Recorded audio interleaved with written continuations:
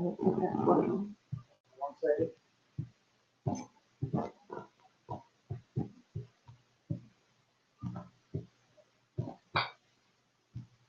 There we go. All right.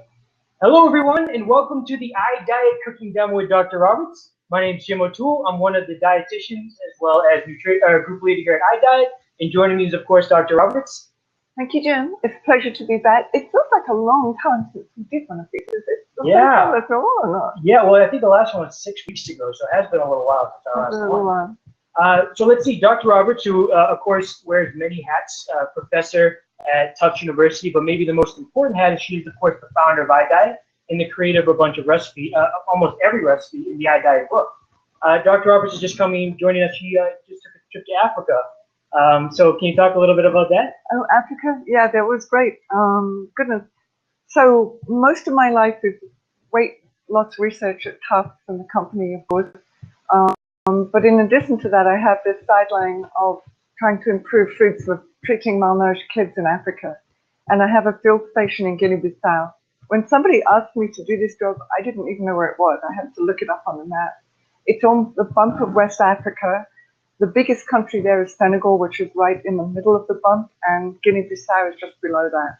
But right now we have 1,000 kids going through a study where we're testing different kinds of formulas, and that's going really well. And actually, I ended up founding a school in one of the villages. So the villagers kind of begged and pleaded for this school. They've now got 200 kids in the school learning, and we just added 2 classrooms. So there was a huge party with dancing and drumming to celebrate the opening of the new classrooms. That was really nice when I was there too. And you go down once a year, is it, to see the school? Yeah, it's usually twice. It's usually twice a year because we do 6-month trials on these different foods for the malnourished kids. So I go at the beginning and they go at the end to check that all the methods are working and things like that. Very cool, very rewarding. So guys, let's see. So let's start with an agenda of what we're going to do today. We're going to start with 3 recipes that Dr. Roberts is going to show us. So Dr. Roberts, what are you going to cook for us today? All right, one of them's already cooking. We're going to start with some chia puddings, different ones.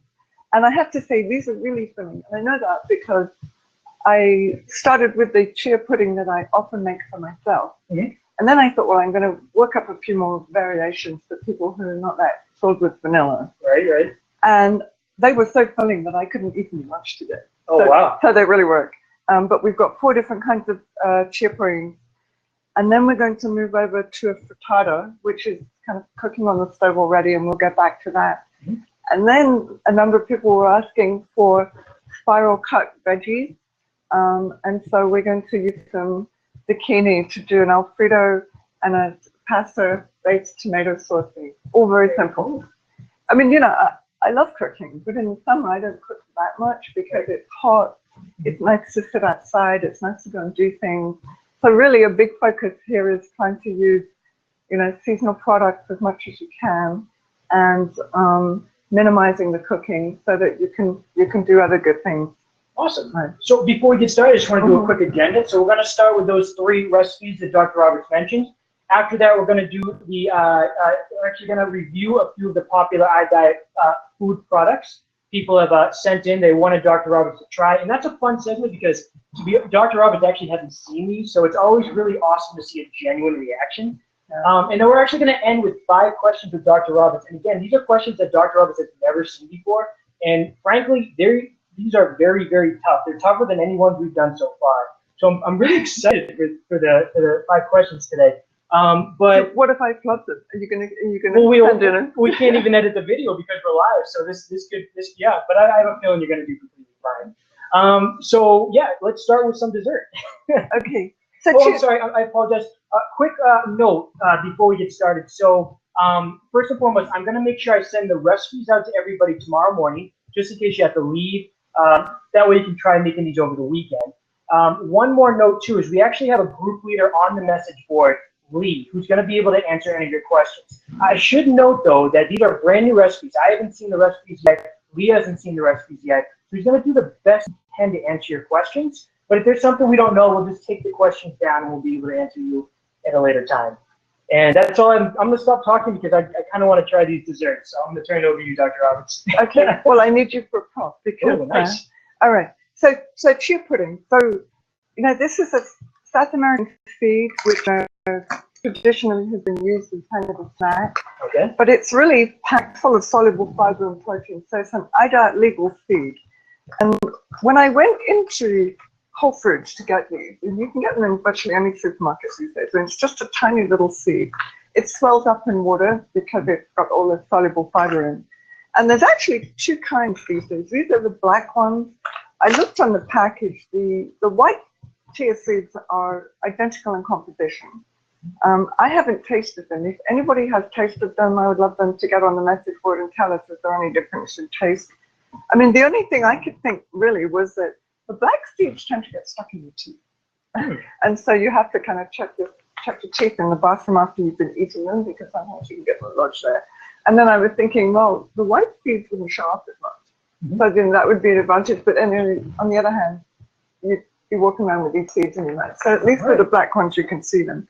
The one thing that you said that I think is really interesting is if anyone's tried these chia seeds before, they're tiny, but they swell up like crazy. And like Dr. Roberts was mentioning, that's a sign that it's going to be a product that's got a good amount of soluble fiber causing that swelling.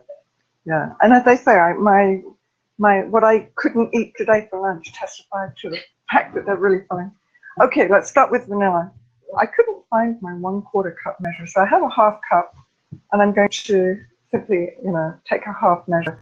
The basic proportion for chia and a fluid is basically 1/4 cup of water and 1 tablespoon of feed, and you can use that all the way through the recipe.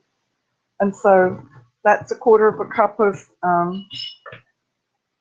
water, and I'm looking for my measuring spoon here. One tablespoon of seeds. And then for the vanilla yogurt version, this is I'm estimating this, but this is about 2 tablespoons of yogurt, and then you just mix it together. I know that people are going to have plenty of questions on the type of yogurt you're using. Yeah. So the yogurt I'm using here is a really nice product actually. It's an Icelandic vanilla yogurt, and it doesn't have any artificial sweeteners. It's a low sugar, all natural product, and it still manages to be iDiet-Legal because it's got so much protein, even though it's got a bit of sugar. So this is 180 calories per cup, and there's 24 grams of protein. So it's totally packed full of protein. And just to kind of put that into perspective, that's more calories, but more protein than Greek yogurt. So I've heard somebody say before that because if you're thinking about this in terms of protein, Icelandic yogurt is to Greek yogurt what Greek yogurt is to regular yogurt. So this is the Siggy's Icelandic yogurt, 24 grams of protein in 1 cup that Dr. Roberts is using. And so we're just going to leave that to sit because right now it's completely liquid. But by the end of the show, we'll get Jim to taste them when they've all swollen up again. So here's another really easy way to use chia seed. I've just got one of these containers of unsweetened applesauce that we can put into a bowl or some kind of container. And we're going to add another of our tablespoons of chia seed.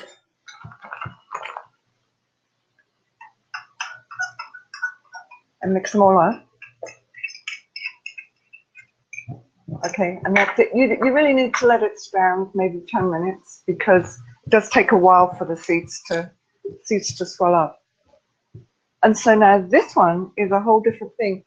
I made some cardamom tea earlier, which is a really nice thing. In the book, we've actually got a spice tea, but I made some cardamom tea by basically you boil a handful of green cardamom seeds in water, and you let it sit until they infuse nicely. And then if you're making tea, you put some tea bags in and a lot of milk. But I saved some for chia pudding to see what it was like. And so I have 2 tablespoons of this liquid cardamom extract here. Have you tried this before? Or is this something? Well, I tried it at lunchtime. Oh, okay. Yeah. It's a new recipe I made today. And then I'm going to make that up to 1/4 cup with almond milk. And Dr. Roberts, if you don't mind, so just I know a lot of people like the products, so Dr. Roberts is using the Blue Diamond 30-calorie almond breeze almond milk. And our 1 tablespoon of chia seed again, and we're going to let that sit. And then our last one is ginger, and you're going to be the lucky taster. Yes, all right. Okay. Best job in the world. So chia is just some more 30-calorie almond milk, 1/4 cup.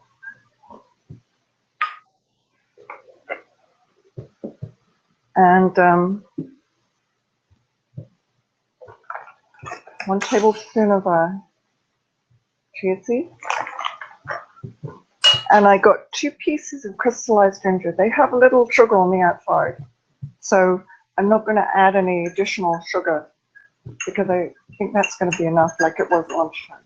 So that's a good tip. So the crystallized ginger, you wouldn't need to add any sweetener or anything because there's a little bit of sugar on the outside of that. And actually the cardamom, I'm putting 1 sweetener packet in. If if you don't feel comfortable with artificial sweeteners, and I still do, but I'm watching the literature, then you just put a really small amount of sugar instead. Now, Dr. Roberts, does it have to be equal, or could you use whatever sweetener you want? Any sweetener you want. So if you want trivia or whatever you feel good about. Sounds good. And I think the research literature on the sweeteners is evolving. I haven't seen anything really that scared me yet, and I continue to watch it. I think the sugar alcohol sweeteners, to my mind, I can't imagine how on earth they could be dangerous. So they're harder to find, but they're very good. So just sugar alcohol, anything that ends in OL, that's how you can always tell something's a sugar alcohol. Xylitol, erythritol, right. That's what I always use. Oh, I'm very impressed. That's a good tip. Okay, so we have our 4 chia puddings, which are going to sit here, and they're going to swell up, and we're going to come back to them at the end of the session. And Dr. Roberts, just because I know you made a note of this when you were talking to me earlier, there's actually a little bit of sugar in the Icelandic yogurt. So if you're doing that Icelandic yogurt version, it's going to be a little sweet by itself. You don't need to add any sweetener or anything like that. Right. All right. So then let's move on to our frittata.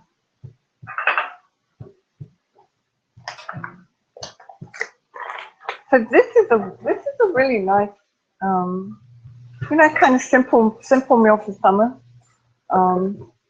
I started this a bit earlier because I didn't want to be clogging up the show with too much chopping and things like that. But basically, I took 2 red peppers and a large red onion and a clove of garlic, and I chopped them all up, and I sauteed them until they were lightly brown in about 1 tablespoon of olive oil. And I've got those on the stove right now. And the great thing about frittata is you can use really anything. You can use zucchini, you can use peppers and onions, you can add a bit of potato if you crave potato. Parsley is very good. So there's all kinds of things you can use. Tonight, what I'm going to be doing is the peppers and the onions and the garlic. And I'm also going to put in about 4 ounces of spinach. So I'm putting in about half the box of spinach.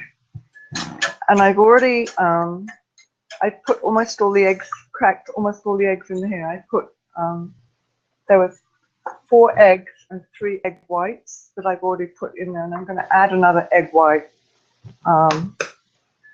See if I can do this without messing up. Yes. Okay. So that's another egg white. And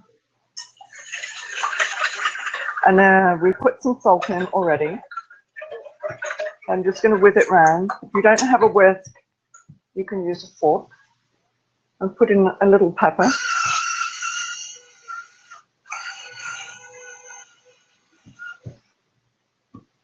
This is one of my prized possessions, I have to say.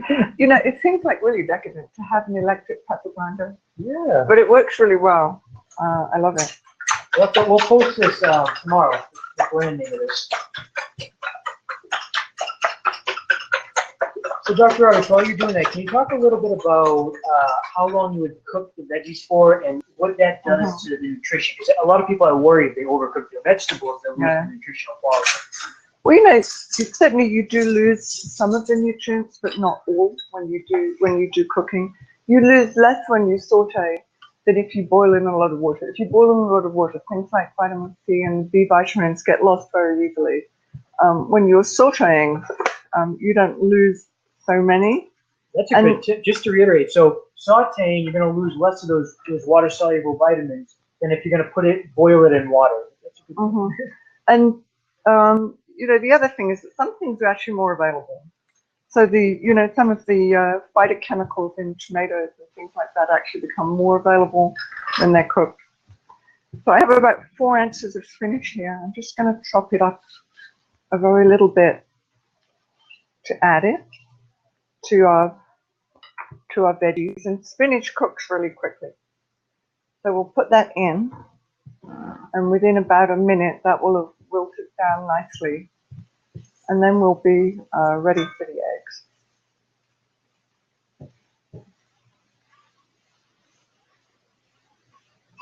It's amazing how fast that spinach kind of shrinks. Right. Sometimes I put parsley. I like parsley as well, very nice. But I have spinach in the fridge. And you know, it's nice to have all of these different colors.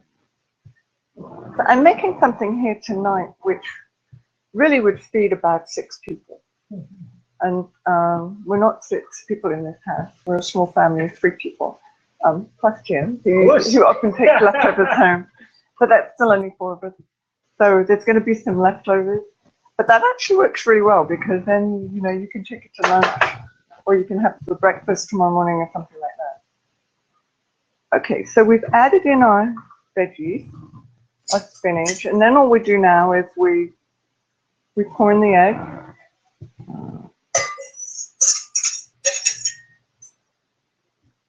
Make sure that it's all around the pan very nicely. So that's going to start setting on the bottom, but it's not going to set on the top too easily. So what I'm going to do is we're just going to let the bottom solidify like that, and then I'm going to put it in the oven. Here I have about 1/4 cup of Parmesan cheese to sprinkle on the top.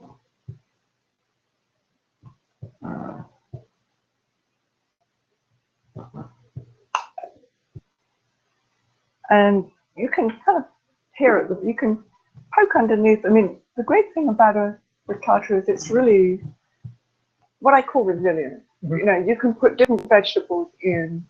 You can cook it fast. You can cook it slow. You can cook it in the oven. You can grill the top. You know, you can do it so many different ways, and it still works great.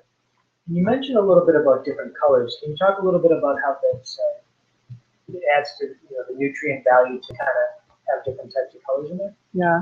I mean, you're asking a very good question. I told you this is the tough one. We're getting tough with these questions. Well, you know, basically the phytochemicals are colorful, and so if you have green veggies and red veggies and orange veggies, you're getting a different selection. And I don't think that nutrition science is at a point yet to start defining these kind of non-nutrients as essential. But every study that's done, you know, that comes out, every new study says, you know, this one prevents colon cancer, you know, this one is good for cognition because it gets through the blood-brain barrier and reduces inflammation.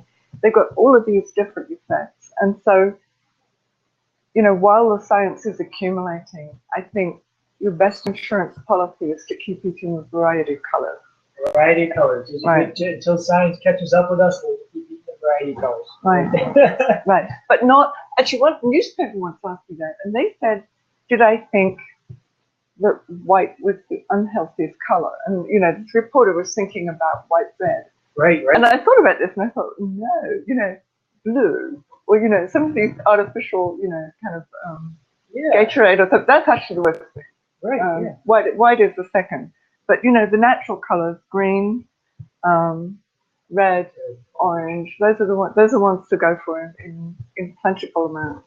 I'm just looking at this and wondering if it's time to put it in the oven. I think it is. Okay, so we're going to turn that off and just put it in the oven for a little bit. What I have there is a cast iron pan which I can just put from the top of the stove into the oven. If you don't have one of those, then just broiling the top is fine too. That's it. So the cast iron pan seems like a good tip for anyone to have. Yeah. If you have one, it's great. You know you can burn your hands, so you have to be careful with the cloth. Okay, we're doing really well here. Let's move over to our spiral veggies.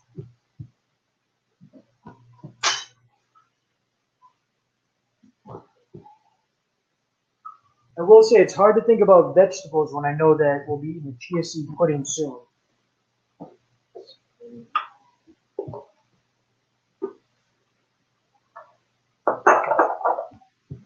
Did I get all the ingredients here, did I miss? Actually, I need those plates too. Got it. We can just put that there. Okay. Have you used one of these? I have not. So this could be a nice blooper.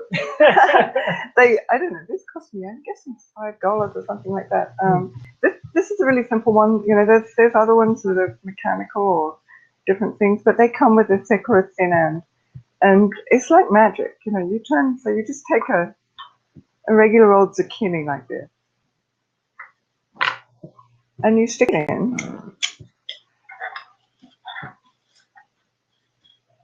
and you know, lo and behold, you have these spirals come out.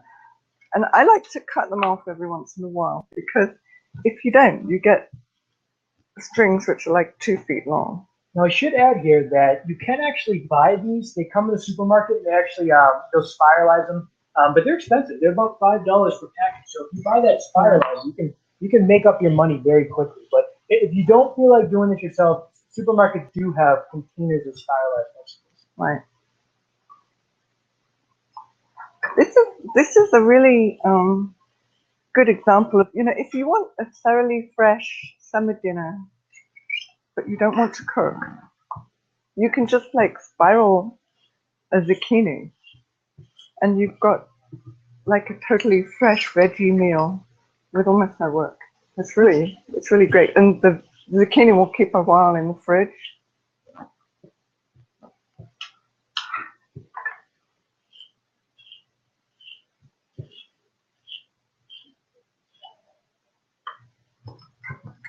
Cutting off the strands every once in a while is really important, because otherwise you get these like 2 or 3 feet long things, which is hard to manage.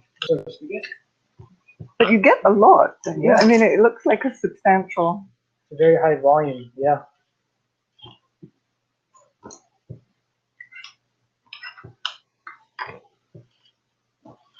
So the first time or two I did this, I swear I would never do it again, because I grated my fingers at the end. It was really painful. So you have to be. So now, you know, I leave the end on, because it gives you a bit more. It gives you a bit more traction. That's one of those really good tips that you don't think about. It's definitely smart not to cut the end off, because you can hold on to the end later. And then the other thing is, I just leave that bit rather than getting right down to the last bit. Smart. I let that. Cool. And so the way to cook this is like the easiest thing. You get rid of the little things that come out of the machine, and then could you put that in the microwave for, let's say, 45 seconds? 45 seconds. And every microwave is different, so your microwave might need a different amount of time from mine. But what I'm trying to do is just start it contracting a bit, so it's kind of the equivalent of al dente, if you like. And once you've done that, there's going to be a little water in the bottom. So what we're going to do is we're going to just put it on a paper towel for about 1 minute before we serve it, because otherwise you've got this, you've got some water coming out of it, and it can mess with the sauce, making a really good combination. Right. water it down. I believe that our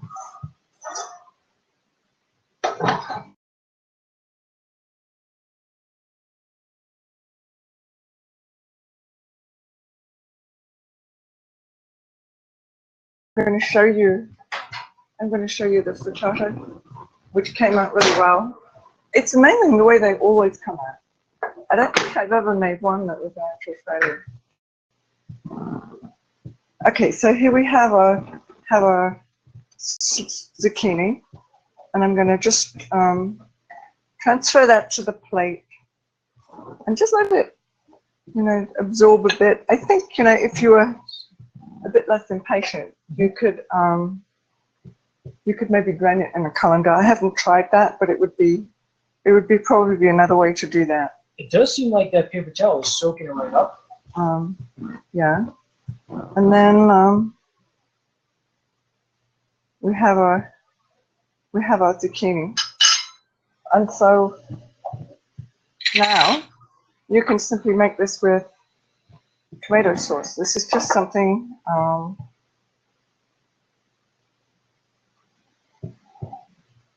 something I found in my pantry, and you can add a good amount of cheese on the top. I can't get over how low calorie this dinner is, because I can't imagine there's more than 30, 35 calories in all that zucchini noodles. So there's something, that's something like 100 calories. Wow. It's pretty amazing, isn't it? So that's one way that you can do this, is you can make yourself a pasta dinner with tomato sauce and cheese. You can move it over and have a nice piece of grilled fish on the side, or you can have that. You can have two zucchini if you want, and then have a dessert with protein in it, so that you don't miss your protein. Good tip. So that Dr. Rob was saying, because there isn't protein in this, so you might be a little low on the protein side. So a protein-packed dessert might be a good thing to pair with this.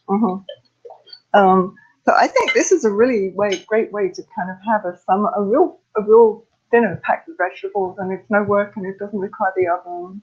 It's really tasty and good. Another way that you can do your zucchini is you can simply we could do another one, which I'm just going to talk about this. You can do another one and then have it with Alfredo sauce. Oh, cool. And that's also very good. So I have, in my freezer, I had some frozen balsamic sauce left over from when I made lasagna a few weeks ago. So that would be one way to do it. So you would spiralize your zucchini, you would cook it, and you would mix it with a quarter of a cup of balsamic sauce. Now, not everyone has frozen balsamic sauce in their food. You don't, right? I don't have frozen. That's okay. So the alternative product, which is really quite good, is I found this Alfredo sauce in Market Basket, actually. Oh, it's Buitoni's Alfredo sauce light from Market Basket, so local food grocery store. And so you can use a quarter of a cup of that instead. Mix it with your zucchini and a sprinkle of cheese on the top, and you have a really good Alfredo meal instead. And if I could just, if you don't mind, Dr. Roberts, the nutritional facts on these: a fourth of a cup is about 90 calories, and then on this tomato sauce, a half a cup is 45. So the exact same amount of calories in both of these different portion sizes, but so you're still running yourself about 100 calories, so you have room to play with for that dinner. And if you want to push out the boat, I have some sage growing outside. Not because I'm a good gardener, I'm a total gardener, but sage is almost impossible to kill. So I have this sage bush outside. You can, get some sage, chop it up, fry it in about, a quarter of a teaspoon of olive oil or something like that, just to release the flavor. So you can have your zucchini with Alfredo sauce with fried sage on top, which is really, a gourmet meal rather than just like something that you're taking because you haven't got anything else. Gotcha. Looks delicious. Okay, so we're doing beautifully well here. Absolutely. Did you see this? Oh, I didn't. Wow, that's maybe it looks great, doesn't it? Camera. I'm wondering if you guys can see it. Yeah, maybe I should. I'll use the. I won't burn my hand. So here's the frittata. You guys can see all the colors: the green, the red. It's really good. If you're doing that, actually, to show this one, actually, would be a good thing too. Okay, there you go. And there it is. And just a reminder, Dr. Roberts used that paper towel to get all the liquids up. So you see there, this is probably right around 100 calories. 45 calories for the sauce, and then less than 35 for the actual vegetable. And you know, there's nothing to stop us. We've just cooked two really healthy things here, and we were talking about, you know, having that with a side of fish. But what we could do, alternatively, is to have a piece of our frittata. And Dr. Roberts, a question from somebody out there. Is there anything else that you tend to like to spiralize when you make your... This is my favorite one. I would say I also really like winter squash spiralized as being a really nice thing. It's higher in calories. But if you have it with a grilled chicken or something like that, that's a very good thing to have when, you know, when we get the winter squash back in the thing. That's great. So in the winter season, you might go towards the winter and maybe zucchini or summer squash in the summertime. Right. And as you say, when you buy them in the supermarket, it's so expensive. Right. And for this, you know, tiny, inexpensive device, you can do it yourself anytime you feel like it. You can make up one purchase, or you can make up, it's about $6 if you get them in the little container. Yeah. So, I mean, you make up for that and then some. Just buying this, just the first time, so that's nice. And, you know, I've occasionally bought those packages of those things in the supermarket. Another problem is they go bad pretty quickly. Right, yeah. You know, whereas if you buy a zucchini, it will stay in your fridge almost as long as you want to leave it there. Right, right. So there we have a really healthy meal with a piece of our frittata and a side of zucchini with tomato sauce, which looks great. Very good. So you have to wait, but we can eat all of this later. Cool. Okay, let's clear this away, shall we? And we can get back and take a look at our puddings. I'm very excited for you to try our pudding. Yes, me too, actually.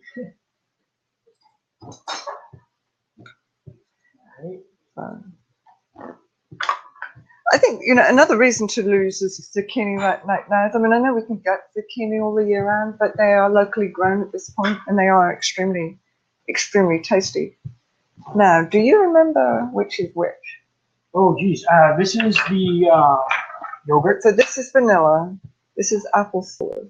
This one, I'm assuming, would be... Oh, that's ginger. Okay. Okay. So we have them in order. We have... should we try and take some of these to the camera too? Or do you think? I can absolutely do that. So that's... okay. So I have... Here's the yogurt right here. This is the yogurt one. You can see that. And then this would be the applesauce one. You can see the consistency is a little different. This one's a little thicker. And then the ginger and cardamom look pretty similar. You can just show one of those. Here's the ginger right here. I don't think these are the world's most beautiful desserts. Yeah. But they're extremely filling and extremely healthy. Okay, Jim. So now your job is to try them. See which one's the best. Okay, so I should note that the chia seeds definitely do bulk up. I'm sure they'd bulk up more if they were sitting there a little longer, but they are a little bigger than we started. Okay, so I'm going to do the yogurt one first.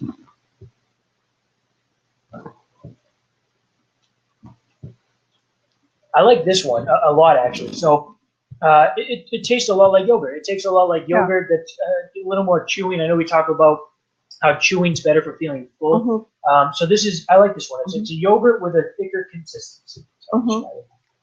So now the applesauce one, I think the applesauce would be great as a snack because you can take a carton of applesauce with you.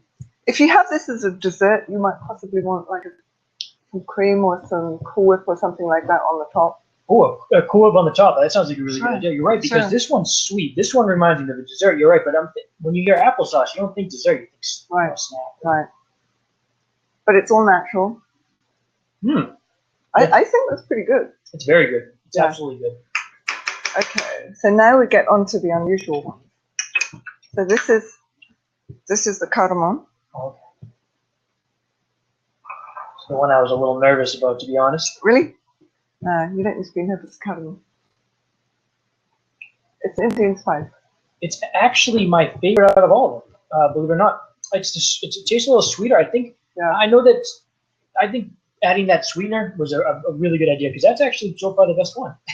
Before you say yeah. which is your favorite, have a go at that one.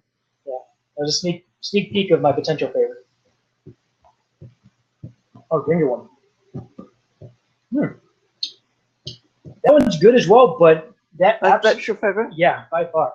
So I think the ginger's my favorite. The cardamon's your favorite. The cardamom is, yeah, absolutely. Yeah. So both of those kind of unusual ones are really pretty interesting, right? Yeah, absolutely. I definitely, the cardamom would be my favorite, and then the applesauce I think would be good for dessert. But I have a feeling that a lot of people would really. I just like that one. To me, it was a little sweet. I like sweet stuff, but I think a lot of people would really like the Icelandic Greek yogurt and the chia pudding one as well. And chia is a bit like tofu. It doesn't really have a strong flavor of itself, and it takes on all kinds of flavors according to what you put in. So you can make like really different flavors just by mixing it with cardamom versus ginger or whatever. It doesn't have an assertive quality of its own. Wow, that's really good to know. Right. Also, another thing I was thinking about with the Icelandic yogurt, it's got a really nice balance of protein and fiber. So this should keep you full long. Actually. Like you were mentioning, this is the one that you were very full at lunchtime. I mean, it wasn't that I felt unpleasantly full. I just felt totally satisfied. Right. It was great. I mean, I actually skipped lunch. I made a trial of some of the new ones in the morning, and I got to 12. I wasn't hungry, and I got to 1, and I was thinking, I feel like I've had lunch. Right. So I just skipped lunch. So it's a pretty good advertisement for chia pudding. I would absolutely recommend giving these ones a try. Absolutely. Should we move on to the products? Sure. All right. So, guys, the next segment is going to be Dr. Robert's going to test some of the iDiet-Legal products that you guys have sent me. Again, she has never tasted a lot of these before. Well, I'm sure she's tasted some of them, but she has no idea which ones I'm about to show her. So I tried to mix it up a little bit. And so let's see, I tried to do common products and then products that are not so common. So for common, this is a Think Thin bar. These ones have been gaining a lot of momentum because they're readily available. They're fairly cheap. They're 150 calories, so they're on the upper end of the snack requirements. A little more protein than fiber compared to like a Quest bar, but. So I'm sorry to disappoint you, but these ones I know. Oh. Because I know these ones because when I go out to Africa, the one thing that's kind of short in the local diet is protein. I mean, there's a number of things that are short actually, but protein. I actually worry about my own protein intake when I go out there because there's all this white rice and there's a lot of oil and there's a tiny piece of meat on the top that you sometimes can't see. And so I take some protein bars out with me, but I like them to be iDiet-Legal. So actually these were the ones that I took out when I just went out. So you would recommend them? I would highly recommend them. Awesome. They're also, they're kind of soft. Some of these bars are so hard. Right. It's like really, a kind of an unpleasant job having to chew them down. So these have got a very nice consistency to my view. So they're iDiet-Legal. They've got protein. They've got fiber. I think they're a great product.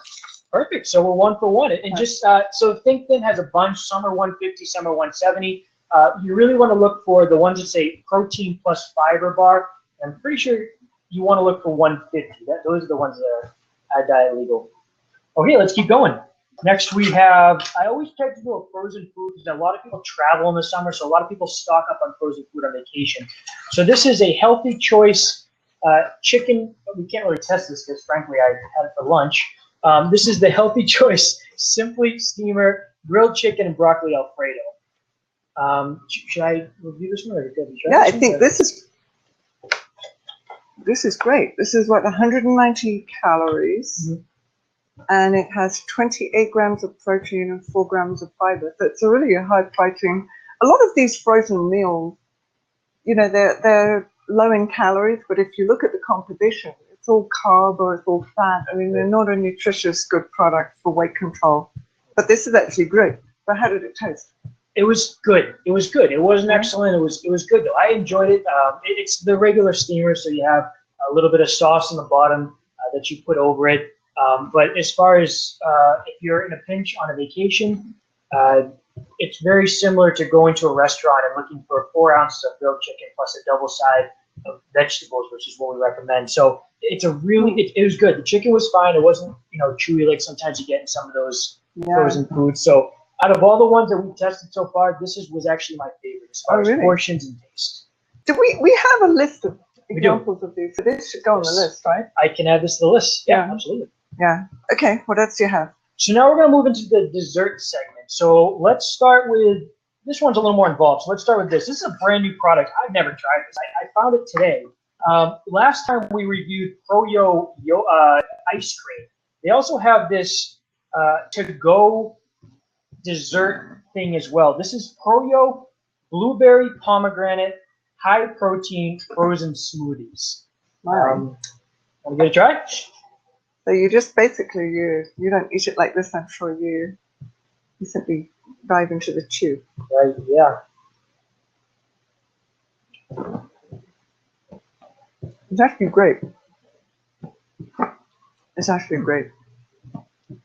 It's 150 calories, 3 grams of fiber, 20 grams of protein. There's a lot of protein product that we've got today. High protein is very thin right now, yeah. But that's actually really good.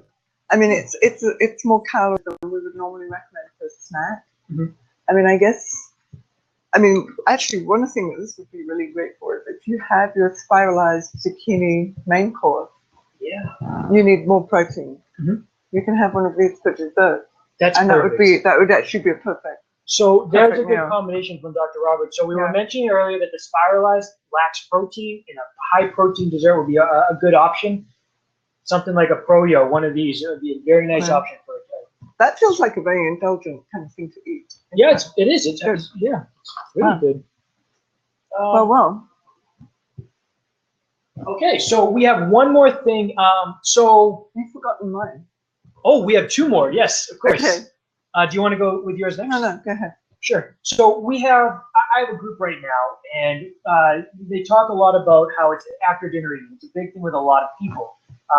So one of the things that Dr. Roberts has said on the videos is they now have these gums that taste like a dessert. I've never asked Dr. Roberts about these in person. So Dr. Roberts, I wanted to ask you what you think about something like these gums that taste like a dessert. For example, this one is Girl Scout cookie flavor. So this is a caramel coconut, 5 calories. I think it's great. Does it taste good? I think it's fine. Yeah, it tastes like a Girl Scout cookie, yeah. I mean, sometimes, when you move into a healthier weight control situation, you aren't stuffing yourself like you sometimes used to, maybe. At least that was definitely true for me.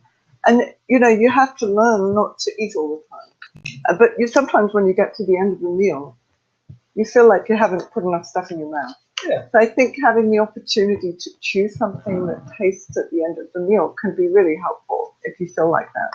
It'll give you a chance for your stomach to start digesting some of the food that you do get, so that you get the satiety signals, and this kind of keeps you going until you get some digested carb and stuff coming into your bloodstream, so you feel fine that way. I like that rationale. I think this is great.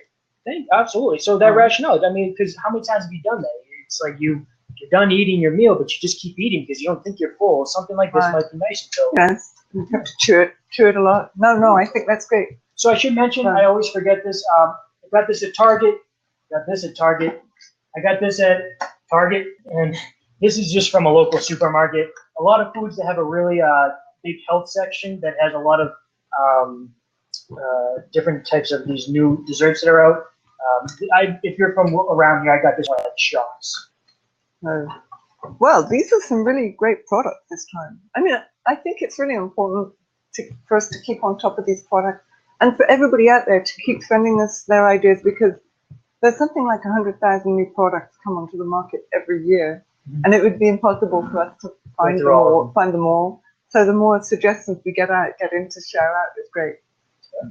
That's right. Dr. Roberts had another item that she'd recommend. I think it was a cereal. I'm not too sure what we did with it, though. Okay, there was a cereal box, but there was also a fava bean. And I've got one of my fava beans here.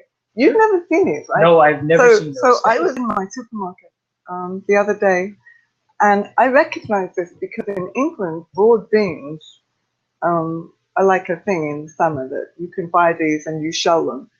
And I didn't realize that it was a fava bean, but actually it's the same thing. A broad bean in English terminology is a fava bean here. And it looks different from the frozen fava beans that you get. But the reason for that is the frozen ones have the outside taken off them.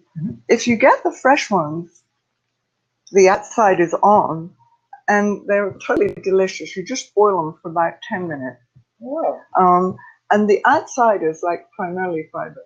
Oh, okay. In a 4-ounce serving, there's 25 grams of fiber. It's crazy. Wow, that's a lot of fiber. Yeah. And they're kind of addictive, actually. You just boil them and then you serve them with a tiny bit of butter or a tiny bit of olive oil or something like that. But they're really, really good. Do you want to kind of get them closer so people can recognize Of course. Can you repeat that name too,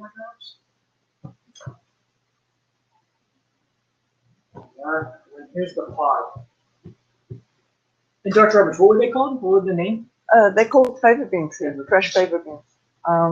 But as I say, in England, we know them as broad beans in England. So they're like almost delicacy. I was, seeing these things, I'm thinking, oh my goodness, how exciting. It's great that they're local too. You're able to get them local. The other thing I found was a Special K high protein flake. It's a high fiber, high protein flake, and it's iDiet-Legal, and it's actually really tasty. So I think as an addition to Fiber One or with a kind of a higher protein milk, that would actually make a great breakfast, especially in the summer if it's hot. You could have this new flake with some almond milk, with some blueberries. You've got a great breakfast. Awesome. I will absolutely send the name of that cereal tomorrow morning, so you guys can check that cereal out as well. Okay. So that brings us to our last segment, and we're actually doing very good with time. So just a minute or so, or a couple of minutes for each of these. So we have the 5 questions with Dr. Roberts. This is something that you guys really love, so we made sure we include them with all the cooking demo. These are tough questions. So the first question: I understand why fiber is so important for weight control, but iDiet also promotes moderately high amounts of protein as well. Can you talk a little bit about why a moderately high protein diet is good for weight control? Okay, well, it actually comes down to calories. We cut our calories more than many diets, and that's why our rate of weight loss, it's a healthy rate of weight loss, but it's on the high side because people get frustrated if they're working hard and the weight loss is really slow.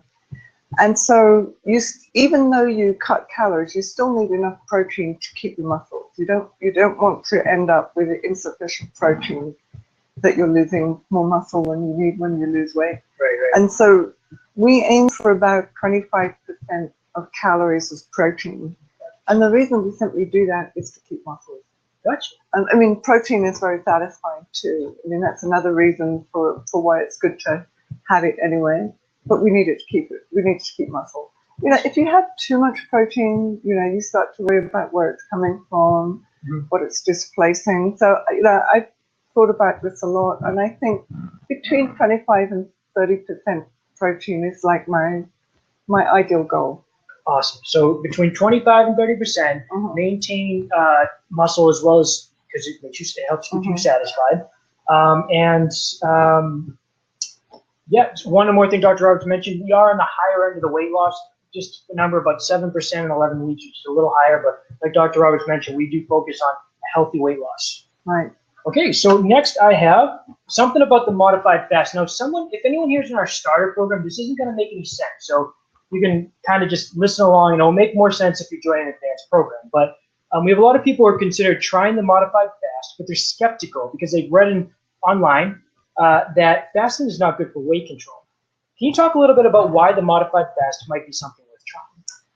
Well, I think the modified fast is something that it's worth some people trying, but not others. I mean, there's always, kind of 2 camps of people. There's the ones who really find fasting pretty easy.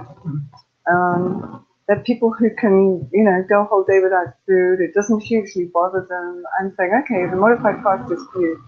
There's other people who are kind of watching the clock and starving before the meal, and we can modulate that. Right. But fundamentally, hunger is a big thing for them. Those are people who might not want to start on the modified fast, at least immediately. So I think, I don't think this is for everybody. This is a toolbox option for use if you find it attractive. I've looked at the research literature on modified fasting, and I think if you can do it, it's probably a good thing. Not for weight loss, because the amount of calories you save over 1 or 2 day fast is trivial, but because it conditions your appetite sensation so that once you've gone through it, I think it makes you more insulin sensitive, and I think it improves your hunger control. That's really, in my mind, the purpose of the modified fast. Is not to lose weight. It's to get your hunger under control so that you find it easier to stay on track normally. I mean, there's quite a lot of good evidence to suggest that fasting does improve insulin. And I know that there's, these hokey stories about low metabolic rate and fasting, the Biggest Loser study. There's only one study that shows a big drop in metabolic rate with the Biggest Loser. And I actually reviewed that study for the journal. And I was completely perplexed because there's nothing like it. My lab personally has worked with 4 other labs around the country to do a multi-site study of 200 people. And we didn't find any drop in metabolic rate greater than weight loss. So if somebody loses 10% weight, they have a 10% drop in metabolic rate. It's just proportional to how much you weigh. So that Biggest Loser study that showed this abnormal drop in metabolic rate that didn't recover even though people gained weight. There's no other study like that, and it was on 14 people. Gotcha. So, sometimes things go wrong with a study and it's not clear what it is, but if it's not repeatable by other studies, it's not enough. And that's kind of where I put that study right now. I mean, maybe there's something really awful about the Biggest Loser diet. There may be. But it also might be an experimental problem that, was undetected somehow. So I'm not personally at all worried about occasional modified fasts, for the purpose of getting your appetite under control. That doesn't mean to say you have to use it. Use it if it attracts you. Very good. That's one of those things where you probably want to rewatch, because that was a lot of good stuff. I like the term that you said. Just it's the purpose of modified fast isn't to lose weight; it's to regain control of hunger. I think that's very well put. That was really good stuff. Okay, so let's talk a little bit about goals. Let's talk about goals. So there's a lot of debate right now about what is a good goal for weight loss, or what a good goal for weight loss might be. Can you give a little advice about short-term and long-term goals? And this is the key, that won't make people crazy. That's the key. Right. Well, I think, the whole concept of goals can make people crazy. And the way I like to think of this is, somebody comes into the program, you can almost throw the goals out the window and say the goal of this in terms of weight loss is, what it is. You're gonna lose weight, and you're gonna find yourself at a weight that you're happy with. And it might be a bit more, or it might be a bit less than you envisage coming into the program, but your body will naturally settle at some place. I think what you should be thinking of really is changing the way you eat, working on forming new habits so that those good new food habits become automatic things that you do without thinking. And that will produce weight loss, and it will change your food preferences, and your cravings will go down without you having to fuss about goals and, meeting particular targets. That's, so I don't love the concept of goals. That's interesting. So focusing on the habits instead of the number on the scale. And fundamentally changing how you think about food, what kinds of foods you put in your mouth, so that you feel satisfied with, foods you really enjoy, but they're not the kind of indulgent things that were previously causing weight gain. Awesome. Last question, and it's about alcohol, which is a sensitive topic at sessions. Many people admit that alcohol is a big source of empty calories, and they list it as one of the biggest factors keeping them from hitting their goal. Do you personally drink alcohol? And if so, which iDiet-Legal alcoholic beverages would you recommend to everyone watching? So yes, I drink alcohol. I'm a European. I think, we have a different vision of alcohol from Americans. I was once in a meeting with a bunch of Americans and a bunch of Europeans. There was almost a fist fight. It was incredible because the topic was recommending alcohol being healthy, that people should have alcohol every day. And the Americans were like throwing a blue fit. This was just such a despicable thing to even be thinking. So I don't think alcohol is unhealthy. I do think that we should all drink in moderation. I think that one of the advantages of a bit of regular alcohol, apart from the relaxation factor and stuff like that, is that you're not getting you're spreading around where you get your calories. You're having some from fish, you're having some from meat, you're having some from vegetables, you're having a bit from alcohol. It shouldn't ever be a huge amount because I think the evidence is very clear that large amounts of alcohol, have all kinds of health problems. But so yes, I do probably 4 days a week. I either have a glass of wine, or sometimes my husband makes me a cocktail. He has this line of cocktails that are made without any sugar. So I maybe have one of those once in a while. Where he does Cosmos, he does margaritas. He has a pretty good line. So I'm not very moralistic about alcohol. I think it's fine.